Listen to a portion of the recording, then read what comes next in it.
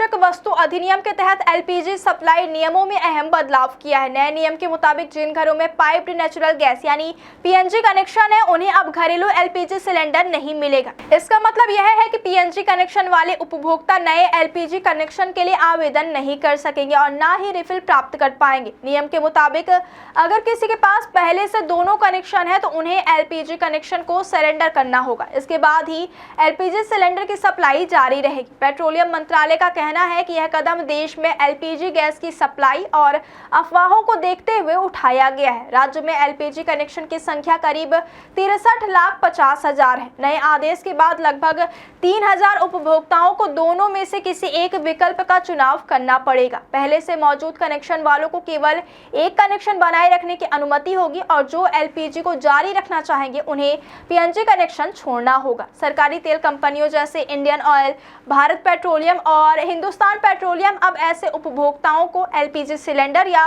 Refill देने से इनकार कर सकती है जब तक नियम के मुताबिक कनेक्शन सरेंडर नहीं किया जाएगा।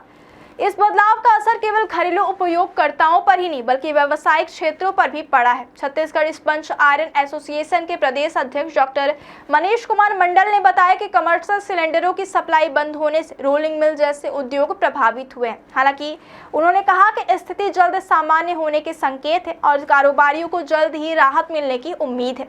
इस संदर्भ में उद्योग पदाधिकारियों से भी बातचीत की गई है। नए नियम के प्रभाव के चलते राजधानी रायपुर और राज्य के कई जिलों में गैस एजेंसियों के बाहर लंबी कतारें देखने को मिल रही। सीमित सप्लाई और नए नियम के कारण उपभोक्ताओं को गैस रिफिल के लिए कई दिनों तक इंतजार करना पड़ रहा है। इस स्थिति में खासकर गृहिणियों की परेशानी बढ़ा दिया गया है क्योंकि वे दैनिक घरेलू कामकाज के लिए गैस पर निर्भर है। साथ ही घरेलू बजट पर भी इसका सीधा असर पड़ रहा है। कतारों और सप्लाई की कमी के चलते कई लोग गैस की कालाबाजारी में भी उतर आए हैं, जिसे प्रशासन को लगातार कार्यवाही करनी पड़ रही। विशेषज्ञों का कहना है कि यह बदलाव लंबे समय में देश और राज्य के लिए लाभकारी हो सकता है क्योंकि इससे पीएनजी और एलपीजी दोनों कनेक्शन रखने वालों की संख्या में कटौती होगी और एलपीजी की वास्तविक जरूरतमंदों तक बेहतर सप्लाई सुनिश्चित की जा सकेगी।